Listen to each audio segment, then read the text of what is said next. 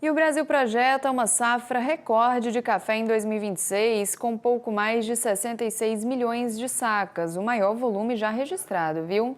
Além do impacto produtivo e econômico, especialistas apontam que esse cenário cria uma janela de oportunidade para produtores e compradores ajustarem balanços financeiros, renegociarem dívidas e fortalecerem relações comerciais no setor. Para essa conversa, recebemos o nosso convidado, que é advogado especialista em agronegócio, o Vinícius Barquete, que já está aqui ao vivo com a gente. Vinícius, bem-vindo ao Agromanhã.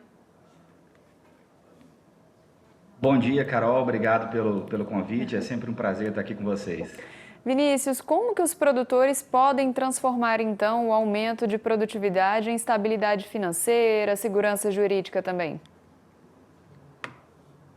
Nos últimos anos, especialmente os anos ali de 21, de 22, nós vimos, 23 para alguns também, nós vimos uma safra de café com muito problema, derivado de problema climático, problema de cumprimento de contrato, derivado de alta de preço, dificuldade de produção, enfim, uma série de fatores que deixaram para ano passado, para esse ano,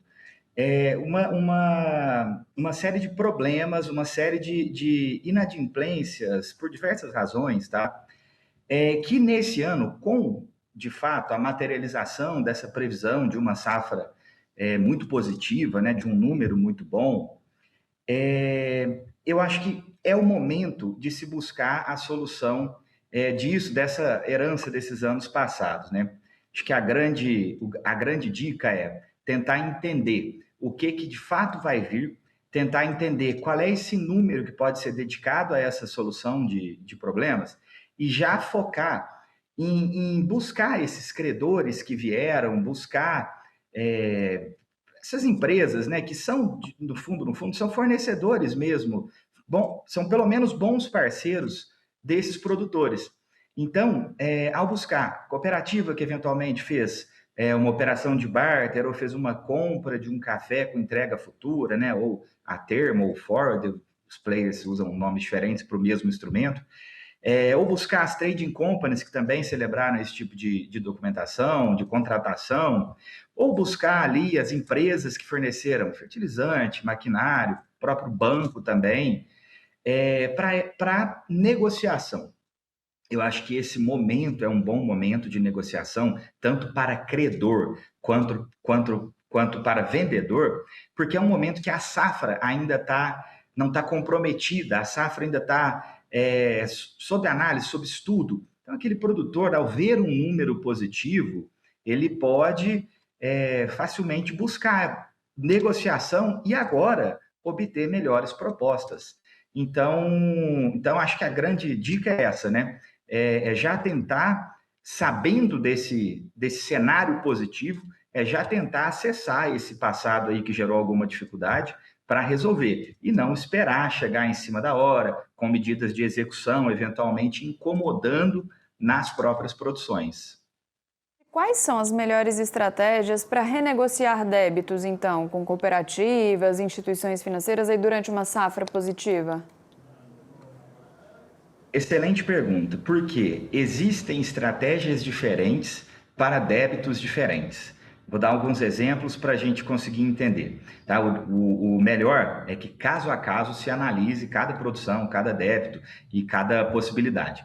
Por exemplo, o crédito rural, que é aquele crédito tomado lá com as instituições financeiras, de valores de fomento, que são aqueles valores com taxa de juros mais baixa, com custo mais baixo para o produtor, ele também é um crédito que tem proteção derivada da própria legislação, está lá no Manual de Crédito Rural.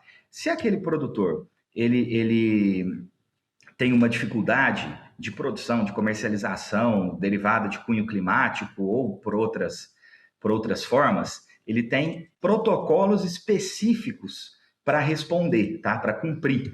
Então, ele precisa ter o laudo de produção mostrando que naquele ano passado ele não conseguiu produzir, e aí o momento certo dele pagar eventualmente essa conta é um ano depois, 2 anos depois, a depender de cada caso. Então, nesse caso, a melhor forma que o produtor vai conseguir negociar é cumprindo os protocolos do Manual do Crédito Rural e da própria jurisprudência, fazendo, então, pedido administrativo perante a instituição financeira, munido dos documentos corretos, que aí nós estamos falando do laudo de produção, nós estamos falando da capacidade produtiva dos próximos anos, da documentação correta da contratação, do pedido formulado na maneira correta. Então, esse é um exemplo, tá? E existem outros débitos que também obedecem outras formas de negociação.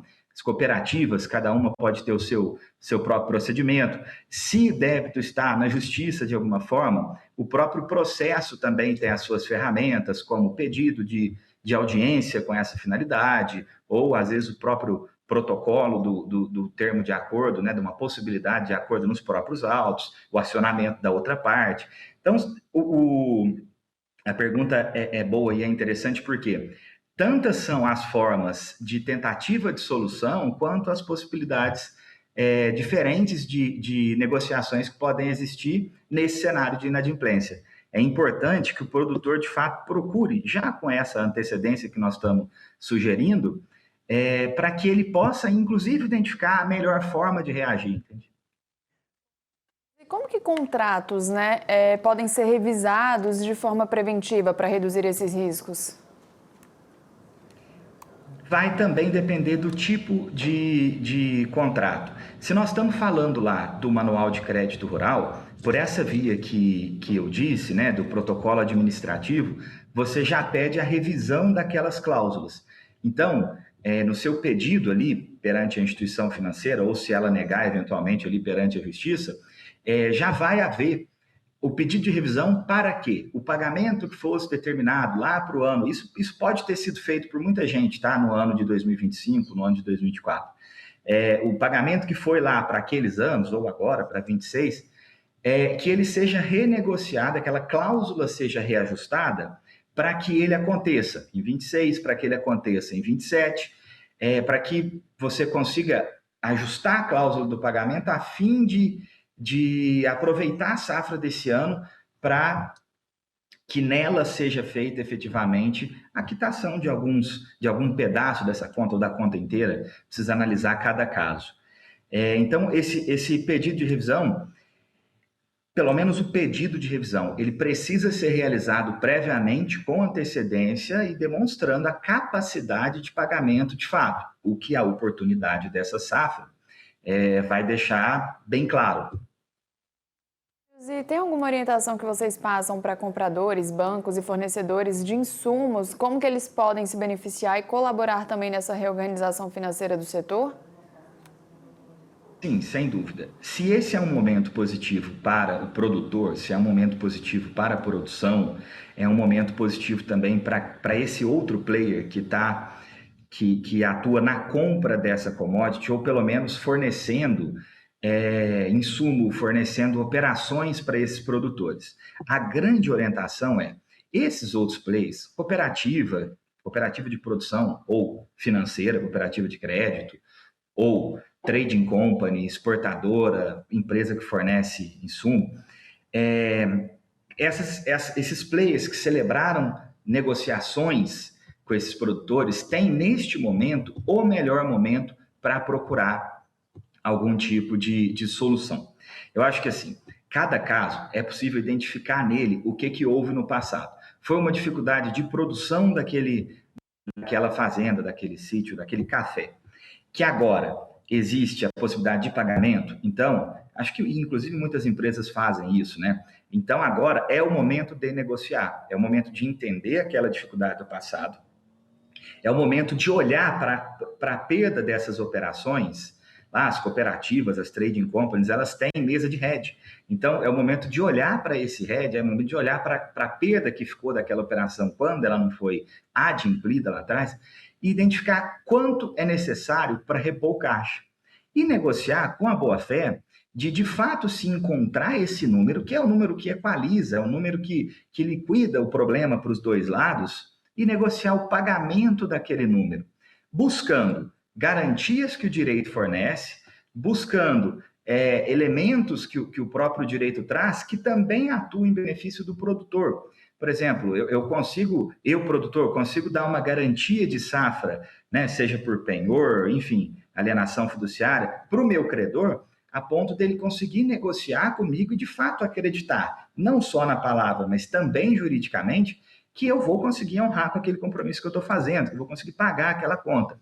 E aí nós temos então essas duas posições agindo junto, né? O comprador de um lado, com a boa-fé de querer, de fato, estancar aquele prejuízo, de querer, de fato, repor o que aquela inadimplência gerou, não mais, não buscando lucro nas ações judiciais. Nesse momento é importante, de fato, negociar para resolver um problema, e de outro produtor, entendendo que quanto mais garantias ele der para aquela operação, quanto mais ele buscar, de fato, resolver o problema que foi ocasionado ali no passado, real, com números reais, não buscando, eu sei, é uma minoria que faz isso, mas não buscando, então, obter vantagem, pagar menos, é uma minoria que pensa assim, mas alguns pensam.